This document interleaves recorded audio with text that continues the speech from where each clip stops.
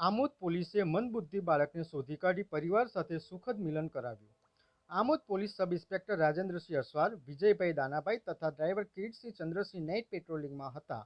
તે દરમિયાન ભરૂચથી આમોદ જતા હાઈવે રોડ ઉપર અતણછાથી બોડકા ગામની વચ્ચે એક અજાણ્યો મંદબુદ્ધિનો બાળક રાત્રિના આશરે 4 વાગ્યાના અરસામાં ચાલતો મળી આવ્યો હતો. જે બાળકને આમોદ પોલીસ સ્ટેશને લાવી પોલીસ દ્વારા ભોજન, પાણીની તેમજ આરામની વ્યવસ્થા કરવામાં આવી હતી. ત્યારબાદ સવારના સમયે તેનું નામઠામ પૂછતા તેણે પોતાનું નામ નરેશ પરમાર હોવાનું જણાવ્યું હતું, પરંતુ પૂરતું નામ સરનામું જણાવી શક્યો નહોતો.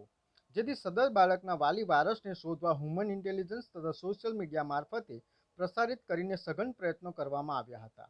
જે આણંદ જિલ્લાના બોરસદ તાલુકાના મોટી શેરડી ગામેથી સદર બાળકના બનેવી સંજયભાઈ અર્જુનભાઈ મકવાણાની ભાળ મળી હતી.